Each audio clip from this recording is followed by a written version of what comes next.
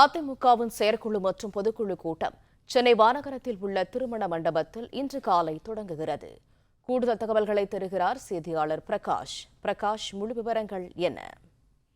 அதிமுக செயற்குழு மற்றும் பொதுக்குழு கூட்டம் அதிமுக அவைத்தலைவர் தமிழ்மகன் உசேன் தலைமையில் இன்று காலை 10:30 மணிக்கு சென்னை வானகரத்தில் உள்ள ஸ்ரீ வெங்கடாஜலபதி திருமண மண்டபத்தில் நடைபெறுகிறது.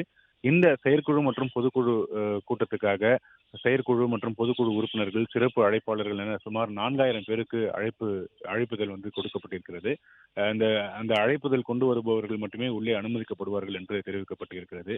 சட்டப்பேரவை தேர்தலுக்கு இன்னும் சில மாதங்களே உள்ள நிலையில இந்த பொதுக்குழு மற்றும் செயற்குழு கூடுவது முக்கியத்துவம் வாய்ந்ததாக பார்க்கப்படுகிறது. பல்வேறு முக்கிய தீர்மானங்கள் நிறைவேற்றப்பட இருப்பதாக தகவல்கள் வெளியாகி இருக்கிறது. குறிப்பாக அதிமுக கூட்டணி குறித்து முடிவெடுக்கக்கூடிய அதிகாரம் எடப்பாடி பழனிசாமிக்கு வழங்குவது, முதலமைச்சர் வேட்பாளராக எடப்பாடி பழனிசாமியை முன்னிறுத்துவது, அதே போல திமுக அரசுக்கு எதிரான தீர்மானங்கள், அதிமுக உட்கட்சி விவகாரங்கள் குறித்த தீர்மானங்கள், வர இருக்கக்கூடிய சட்டப்பேரவை தேர்தலை எதிர்கொள்வதற்கான தீர்மானங்கள் என பல்வேறு முக்கிய தீர்மானங்கள் இந்த செயற்குழு மற்றும் பொதுக்குழு கூட்டத்தில் நிறைவேற்றப்பட உள்ளதாக தகவல்கள் வெளியாகி இருக்கிறது.